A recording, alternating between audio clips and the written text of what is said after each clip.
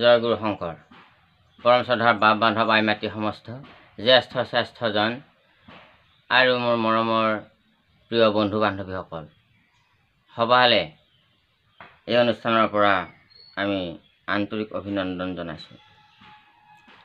কৃষ্ণ আজি আমি সুন্দৰ ভাগৱত কথা আৰম্ভ কৰিবলৈ ওলাইছোঁ যে ভগৱান কৃষ্ণৰ এটা মায়া দৰ্শনৰ কথা আপোনালোকে এই ভিডিঅ'টোৰ জৰিয়তে ভগৱান কৃষ্ণই যি মায়া দেখুৱাইছিল মায়ানো কি, মায়াই কেনেকৈ প্ৰভাৱ পেলাই আছে আমাৰ ওপৰত আপোনাৰভাৱে সাক্ষাৎ দৰ্শন হ'ব পাৰিব। জয় শ্ৰীকৃষ্ণ। তেনেহ'লে আমি কথালৈ আহোঁ। এদিনাখন দেৱঋষি নাৰদে বৈকুণ্ঠত পৰম ধাম প্ৰভু শ্ৰীকৃষ্ণৰ ওচৰতে কৃষ্ণ কথা, হৰি কথা, অমৃত কথা পাতি আছিলে। আৰু এনেতে প্ৰভুক দেৱঋষি নাৰদে ক'লে, হে প্ৰভু, কৃপা কৰি আপুনি মোক বহুত জ্ঞান দিলে, বহুত বস্তুত আপোনাৰ দেখা পালোঁ, কিন্তু মায়াটো মই কেনেকৈ ভালকৈ উপলব্ধি কৰিব নোৱাৰিলোঁ। আপুনি কি মায়াৰে এই জগত সৃজন কৰিছে, কি মায়া মায়া মায়া মায়া শব্দটো আপোনাক শুনি থাকোঁ। আপুনি বোলে মায়াময়, আপুনি বোলে মায়াবী, আপুনি বোলে মায়াৰে জগত ৰচনা কৰে, জগত সৃষ্টি কৰিছে। এই মায়াটো মই বুজি পোৱা নাই। মোক মায়াটো যদি আপুনি দেখুৱাই দিলেহেঁতেন, বুজাই দিলেহেঁতেন, মই যদি বুজি পালোহেঁতেন, মোৰ ভাল লাগিলহেঁতেন। কৃপা কৰি এই কিংকৰক আপুনি এইখিনি কৃপা কৰে যেন। তেতিয়া ভগৱান কৃষ্ণই লাহেকৈ মিচিকি হাঁহি এটা মাৰি কৈছে, বোলে নাৰদ, ভক্তৰ মনোবাঞ্ছা পূৰ্ণ কৰাটো ভগৱন্তৰ কৰ্তব্য হয়। সেইবাবে তোমাক মই নিশ্চয় এদিন দেখুৱাম। এনেকৈ কিছু কাল গ'ল। এদিন ভগৱান কৃষ্ণ দেৱঋষি নাৰদক পুনৰ বৈকুণ্ঠত লগালগি হ'ল। বৈকুণ্ঠত দেৱঋষি নাৰদ গৈ উপস্থিত হ'ল আৰু কথোপকথন কৰি থাকি তেতিয়া ক'লে, ব'লা আজি পৃথিৱীলৈ যাওঁ। ভগৱান কৃষ্ণই ক'লে যে পৃথিৱীত গৈ আমি তোমাৰ মনৰ এটা যি অভিলাষা আছিলা, যি মোক কামনা কৰিছিলা, তুমি যি মোক প্ৰাৰ্থনা কৰিছিলা, তাক মই আজি সফল কৰাই দিম। তোমাক আমি দুয়োজনে যাওঁ বোলা পৃথিৱীলৈকে বুলি দেৱঋষি নাৰদেও মান্তি হ'ল আৰু আহিল পৃথিৱীলৈকে। আহি সিদিনাখন আছিল অত্যন্ত ৰ'দ, প্ৰখৰ চোকা ৰ'দ। জীৱ জন্তুবিলাক, প্ৰাণীবিলাক পিয়াহত অন্তকণ্ঠ শুকাই আছে। সেই সময়ত পৃথিৱী শুকান হৈ আছে। এনে খৰাং দিনত তেতিয়া আহিল। আহোঁতে খোজকাঢ়োঁতে ভাগৰে পিয়াহে আগুৰি ধৰিছে দুয়োজনকে। তেতিয়া ভগৱান কৃষ্ণই ক'লে, মই নাৰদ, মোৰ আৰু যাবৰ কাৰণে শৰীৰত শক্তি নাইকিয়া হৈ গ'ল, বৰ ভাগৰ লাগিছে, অত্যন্ত পিয়াহ লাগিছে। গতিকে মোক অকণমান যদি পাৰা তুমি অলপ পানী আনি দিয়া, মই এই গছজোপাৰ তলতে অকণমান ছাঁতে জোৰ লওঁ, অলপ বহোঁ, অলপ ভাগৰ মাৰোঁ। তেতিয়া দেৱঋষি নাৰদে প্ৰভুক এটা সেৱা কৰি প্ৰভুৰ আজ্ঞা পালনৰ অৰ্থে সৰোবৰ নদী নদ ক'ত কি ওচৰত আছে, ক'ত জল পোৱা যায় তাকে বিচাৰিলে। এনেকৈ গৈ বহুত দূৰত গৈ এটা সৰোবৰ পালে আৰু সৰোবৰত বৰ ধুনীয়া স্বৰ্ণ ঘাটো আছে। আৰু সেই ঘাটত পানী বুৰাবৰ কাৰণে দেৱঋষি নাৰদে যেতিয়া নেকি পানী ভৰাবৰ কাৰণে যেতিয়া নেকি ওলায়, তেতিয়া এনেতে কেইগৰাকীমান সুন্দৰী গাভৰু, দীপলীপ গাভৰু এজাক আহি উপস্থিত হ'ল। খিলখিলকৈ হাঁহি নিজৰ মাজতে কিবা কথা বাৰ্তা পাতি আহিছে তেওঁলোকে। আৰু দেৱঋষি নাৰদৰ ওচৰতে আহি পানী বুৰাব ধৰিলে আৰু তেওঁলোকৰ লগত দেৱঋষি নাৰদ আৰু সেই গাভৰুজাকৰ মাজত সমূহ দেখা দেখি হ'ল। আৰু তেতিয়া দেৱঋষি নাৰদৰ আৰু তাৰে এজনী সুন্দৰী গাভৰুৰ চকুৱে পৰি তেওঁলোকৰ মনৰ মিলন হৈ গ'ল। দেৱঋষি নাৰদে সেই চাৱনিতেই সেই গাভৰুজনীৰ প্ৰতি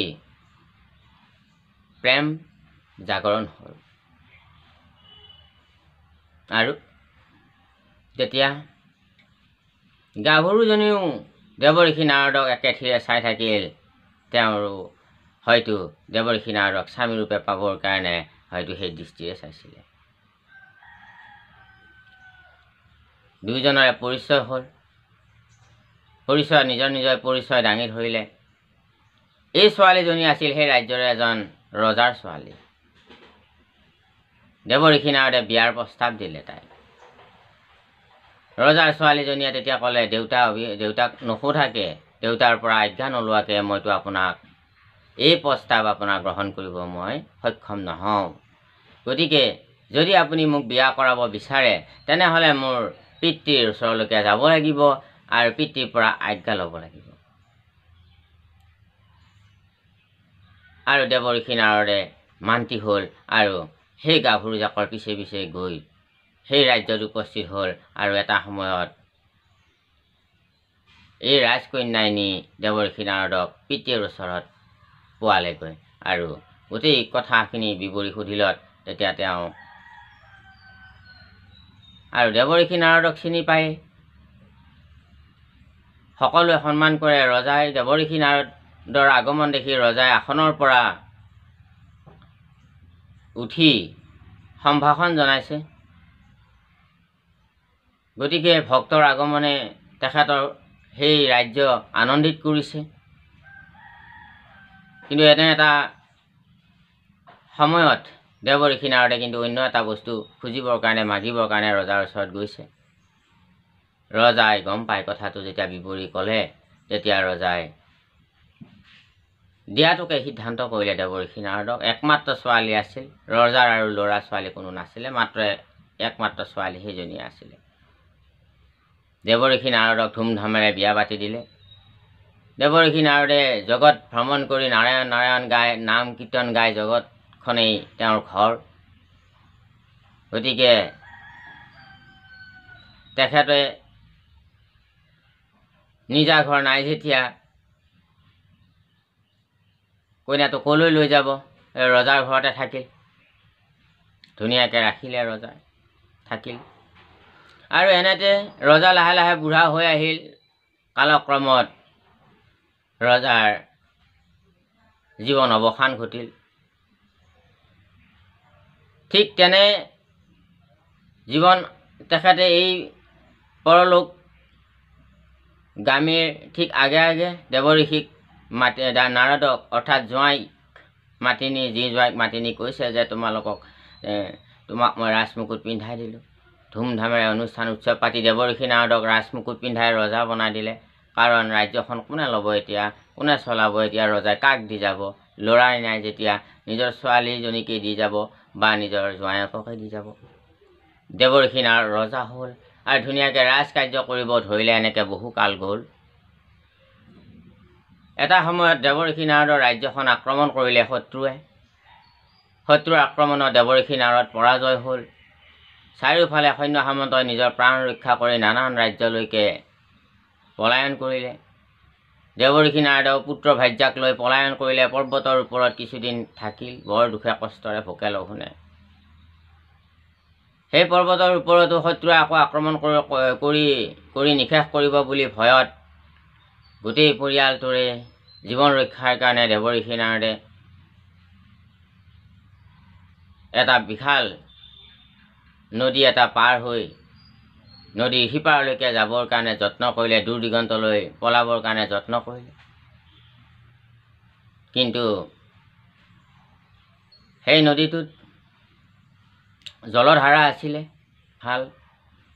দেৱঋষি নাৰদে কেনেকৈ পাৰ কৰিব এতিয়া নিজৰ পৰিয়ালটোক? এখন ভেল সাজিলে আৰু ভেলখনত ধুনীয়াকৈ পৰিয়ালটোক পাৰ কৰাব যত্ন কৰিলে। নদীৰ ঢলে মাছ সাগৰতে ভেলখন উটুৱাই লৈ গ'ল। ভেলখন ডুবাই দিলে। বতাহৰ পানীৰ ঢৌৱে ভেলখন নি বহুত দূৰ দূৰলৈ লৈ গ'লগৈ। এওঁলোক পানীত পৰি গ'ল।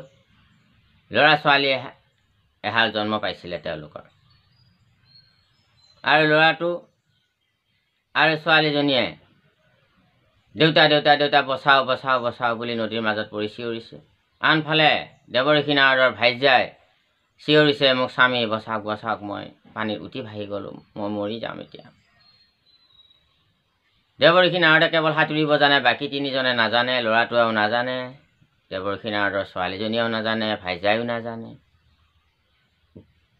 ইফালে এজনক বচাব গ'লে এজন উটি যায়, আন এজনক বচাব গ'লে আন এজন উটি যায়, বিমূৰত পৰি গ'ল, বহুত মনত হতাশাত ভুগি গ'ল দেৱৰ্ষি নাৰদ।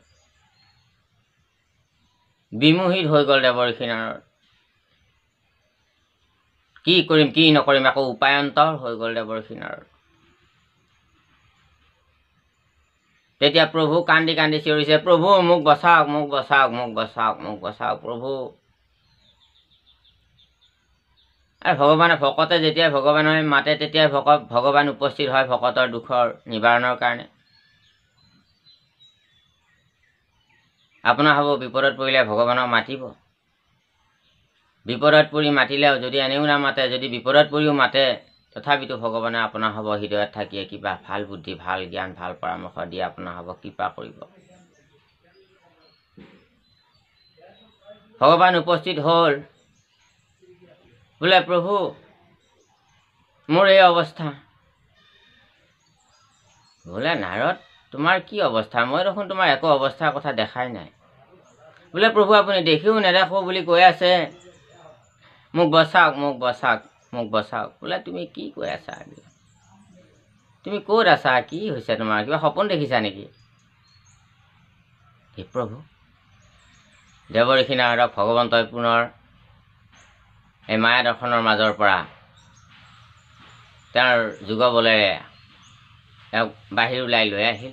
আৰু তেতিয়া দেৱৰ্ষি নাৰদে ভাবিলে, এই আমি দুজন দেখোন এনেকৈ মায়া দৰ্শন কৰিবহে আহিছিলোঁ, মইতো পানী আনিব গৈছিলোঁ। তো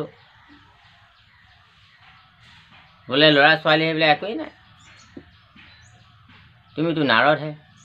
প্ৰভু মই ইমান বছৰ ইমান কাল ল'ৰা ছোৱালী জন্ম হ'ল, মই ইমান কাল ইমান ৰাজ্য কৰিলোঁ, বিয়া কৰালোঁ, ৰাজ্য কৰিলোঁ, যুদ্ধ কৰিলোঁ, নদীত পাৰ হ'লোঁ, ল'ৰা ছোৱালী দুজনৰ জন্ম হ'ল, ইমান দিন মই তাতে কটালোঁ। আৰে তুমিতো 1 ঘণ্টা আগত মোৰ পৰা পানী আনিব গৈছিলি, মই পানী পানী পানী পানী বুলি ৰখি আছোঁ, তুমি নাই 1 ঘণ্টা পাৰ হৈ গ'ল। হা প্ৰভু? আপোনাৰ 1 ঘণ্টা হ'ল? বোলে 1 ঘণ্টা হ'ল। মই দেখোন বহুত সময় ল'ৰা ছোৱালী জন্ম দিলোঁ, মই কিমান দিন পাৰ কৰিলোঁ, কিমান বছৰ পাৰ কৰিলোঁ ৰাজ্য চলাই। নাই তোমাৰ 1 ঘণ্টা হৈছে মোৰ ওচৰৰ পৰা যাব। 1 ঘণ্টাত ইমানখিনি হৈ যায়। এয়া হ'ল মোৰ মায়া, এয়া হ'ল মোৰ মায়া। তুমি যে কৈছিলা মায়া দৰ্শন হ'ম, মায়াটো লগত পৰিচয় হ'ম, মায়াটো জানিব বিচাৰোঁ বুলি আজি তোমাক সেয়া মায়া দৰ্শন কৰালোঁ। এইবিলাক সমস্তই মোৰ মায়াৰে ৰচনা আছিল।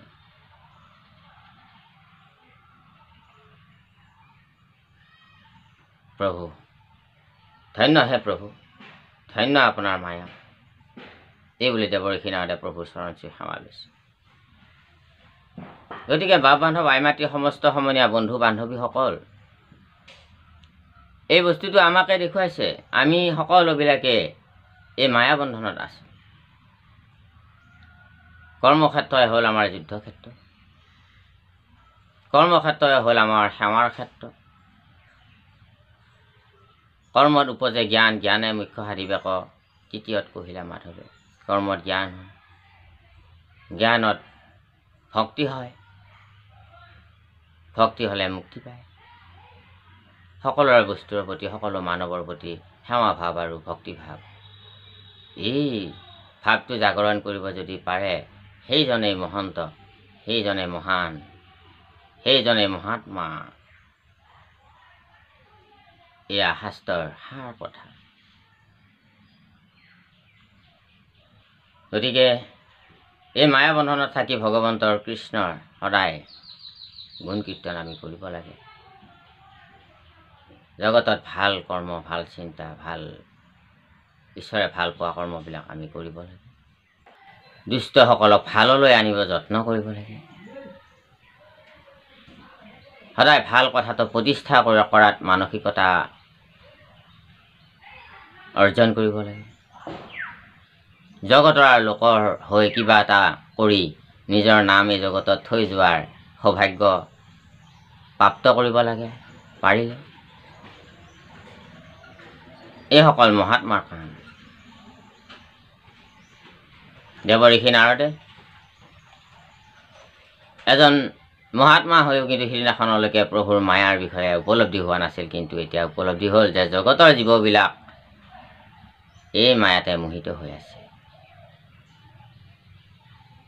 অবস্তুক দেখাও মই বস্তুক আৱৰি, সেই সিটো মোহৰ মায়া জানা নিষ্ঠ কৰি।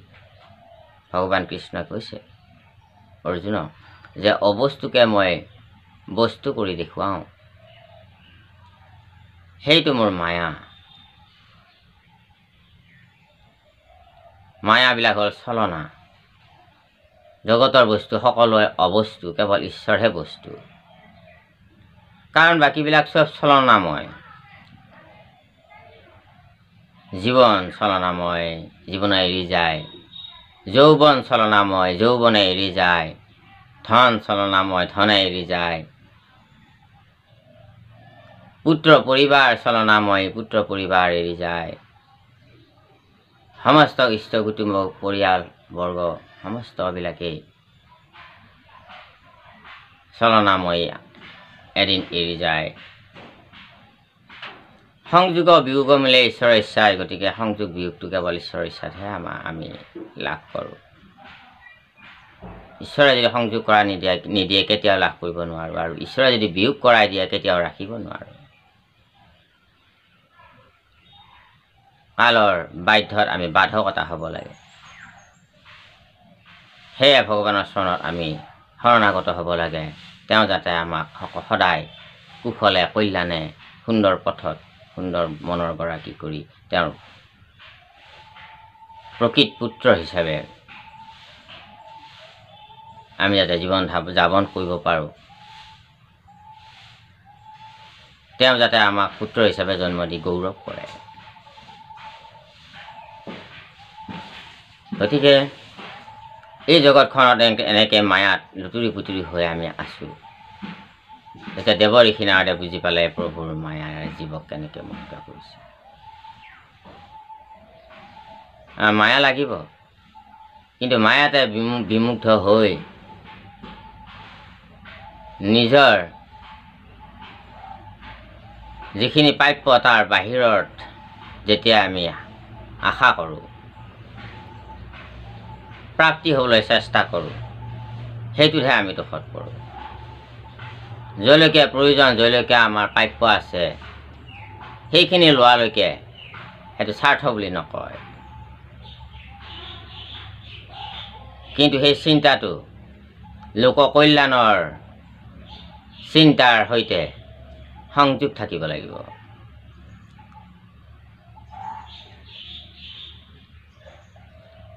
জয় শ্ৰীকৃষ্ণ। আজি আপোনাৰ বাবে মায়া দৰ্শন ভিডিঅ'টোৰ জৰিয়তে আপোনাৰ বাবে নিশ্চয় বুজিব পাৰিছে যে আমাৰ মায়া মোহত কেনেকৈ আমি আবদ্ধ হৈ আছোঁ। গতিকে এই মায়াৰ পৰা মুক্তি পাবৰ কাৰণে হৰি কথা শুনক আপোনাৰ বাবে, আৰু জীৱনতো শান্তি পাব আৰু পৰলোকতো আপোনাৰ বাবে শান্তি লাভ কৰিব পাৰিব। এয়া শাস্ত্ৰৰ বাণী। জয় শ্ৰীকৃষ্ণ। আপোনাৰ বাবে আমাৰ চেনেলটো ছাবস্ক্ৰাইব কৰি ৰাখিব। কৃষ্ণৰ কথা যাতে আপোনাৰ বাবে মাজলৈ যায় আশা কৰিছোঁ। কৃষ্ণ অপৰাধ বিনাশন্ত নাম নাৰায়ণ জানি নয় পক্ষীৰ কাৰণে আন গতি নাই। অপৰাধ ক্ষমা কৰি তুমি দয়াশীল হৈ মোক ৰক্ষা। আও হৰি আও ৰাম কৃষ্ণ। জয় গুৰু শংকৰ।